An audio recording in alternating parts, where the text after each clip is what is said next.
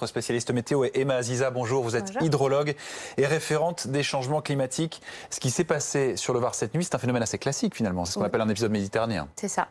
On est vraiment dans un cas typique, si vous voulez, d'arrivée de cette masse d'air froid qui va se confronter en fin de compte à cette masse d'air chaud. Le tout, si vous voulez, va générer des précipitations diluviennes sur l'ensemble du territoire. Il faut savoir que bien que la situation soit catastrophique dans certaines zones, on a quand même évité le pire puisque plus de 90% de la pluie vraiment exceptionnelle et diluvienne est tombée en mer durant la nuit et hier. Donc c'est ce qu'on le remarque, c'est que en fait la zone de la dépression, le centre de la dépression a permis, si vous voulez, de décaler en fin de compte les pluies les plus importantes dans le golfe du Lion, mais plutôt en mer. C'est pour ça qu'on retrouve d'ailleurs des inondations majeures sur la Sardaigne et sur les Baléares, puisque c'est principalement cette zone qui a été touchée. Et on n'a vraiment que quelques pointes vraiment de pluie extrême que l'on retrouve sur la zone de Sainte-Maxime et puis un peu plus loin vers Mandelieu, où on a eu des phénomènes extrêmes très locaux. Mais finalement, cette pluie n'est pas vraiment rentrée dans les terres. Et donc, c'est plutôt bon pour nous parce que ça aurait pu être pire. On parle d'un mois de pluie tombée en quelques heures. Comment on se protège contre ça? Est-ce qu'on peut se protéger avec les bétons qu'on a aujourd'hui, avec la végétation qui disparaît?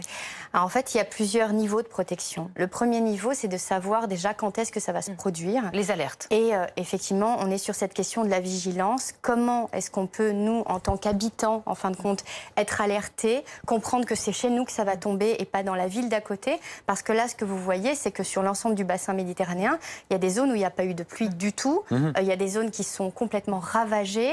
Et puis finalement, à 5 km d'écart, en fin de compte, on a une situation complètement disparate.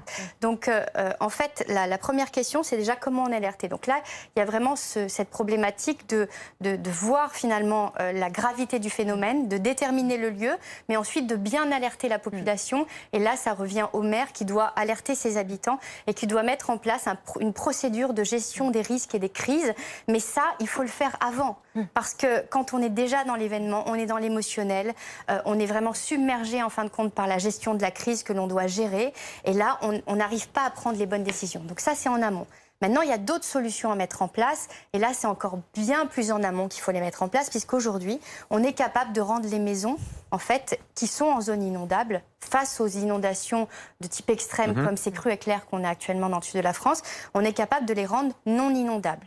Et si jamais on voit, parce qu'on est capable aussi d'évaluer des scénarios pour voir si l'eau qui rentre dans les maisons va finalement vraiment être sur l'enjeu humain, c'est-à-dire qu'à un moment donné, on ne pourra pas s'en sortir si on a 2 mètres de hauteur d'eau chez soi, qu'on n'a pas de zone refuge. Ben là, effectivement, il faut penser à la délocalisation. C'est des actions qui sont en train d'être menées en France aujourd'hui. Il y a des grandes villes, je pense par exemple à la ville de Nîmes, qui est une des villes les plus inondables en France, la ville de Montpellier ou de Cannes, qui sont en train de mener ces actions de manière très courageuse, de dire voilà, nous on assume qu'on est finalement face à un risque de crue éclair.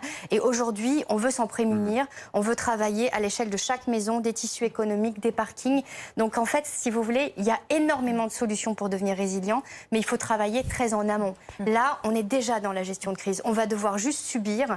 Et donc là, ce qu'il faut, c'est protéger l'humain et finalement les mettre en sécurité. Justement, sur cette crise actuelle, Christophe, on est plutôt sur une